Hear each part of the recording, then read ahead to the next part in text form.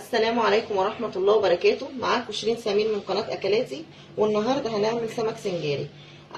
أنا جايبة هنا سمكة بوري. السمكة ما تقلش يا جماعة عن كيلو، تزيد ماشي لكن تقل لا، مش هتنفع عشان هتنشف منكم.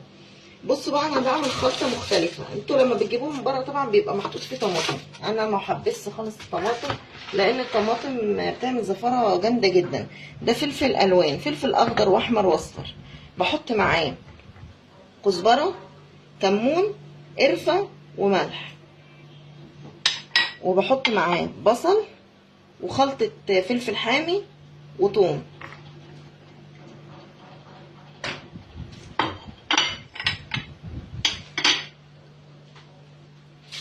وبضيف عليهم طحينة، معلقة طحينة كبيرة. بسم الله الرحمن الرحيم. بتدي تست حلوة قوي الطحينة، وبتخلي طعم السمكة، عايزه اقول لكم طعمها تحفه يعني. وهحط زيت،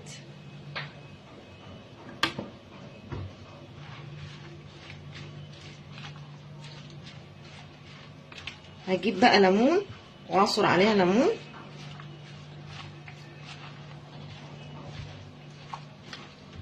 اخلطها كده كويس ببعض، واجيب ليمون واعصر عليها بتاع 5 ليمونات كده.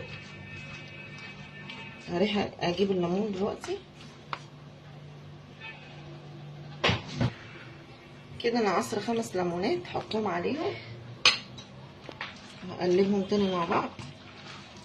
انا عايزه اقول لكم الكميه دي طبعا مش بتاعت سمكه واحده، انا عامله كميه سمك عشان انا عندي عزومه، فعامله كذا سمكه، فالكميه دي يعني مش بتاعت سمكه واحده اكيد يعني. عايزه اقول لكم ريحه الخلطه تحفه. اجيب السمكه، بحط عليها التتبيله بقى واسيبها 10 دقايق قبل ما تخش الفرن. ما بدخلهاش الفرن دلوقتي، بسيبها كده ايه تتشرب او كده جاهز. هدخله الفرن، اسيبه الاول 10 دقايق، بعد كده ادخله الفرن واوريه لكم بعد ما يستوي. ده السمك السنجاري بعد ما استوى، ما شاء الله في منتهى الجمال وطعمه احلى. بألف هنا وشفا.